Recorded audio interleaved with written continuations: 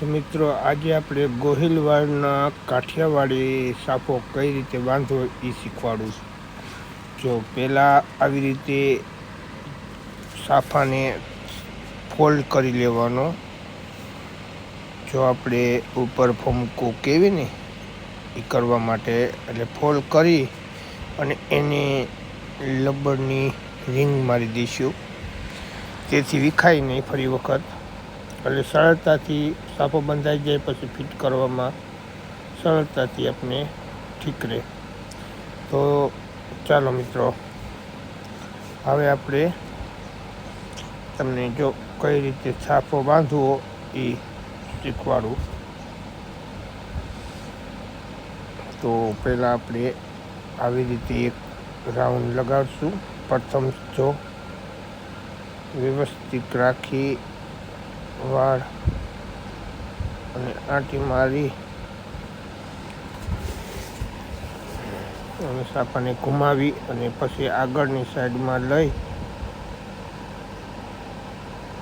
ત્યારબાદ એની બાજુમાં જ બીજી આંટી આવશે.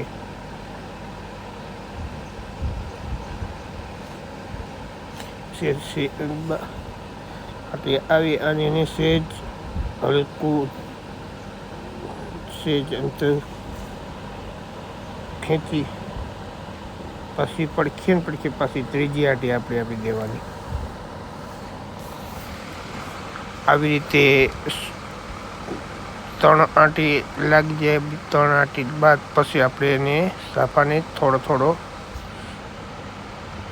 વ્યવસ્થિત ફોલ્ડ કરતા જવાનું અને એની પડખે બાજુમાં સોપ આપતો રહેવાનું. તો મિત્રો જુઓ, આ બાજુથી જ વ્યવસ્થિત આંટી આવતી જાય છે અને સાફાને ફોલ્ડ કરતા રહેવી થોડોક.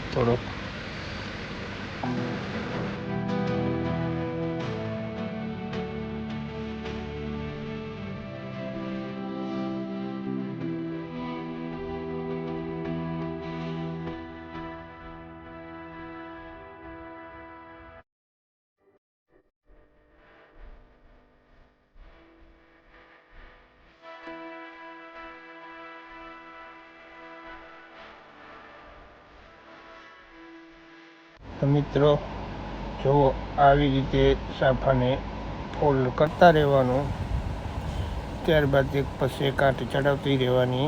અને જુઓ, હવે આપણે કમ્પ્લેટ સાફો થઈ ગયો છે. તો હવે જો આપણે આગળ પહેલાં ફોલ્ડ કરીને ફૂમકું બનાવ્યું હતું, એને સરળતાથી આગળ લાવી અને સાફાની સાઈડમાં આંગળી ખીચી અને આપણે સરળતાથી એને લગાડી દઈશું.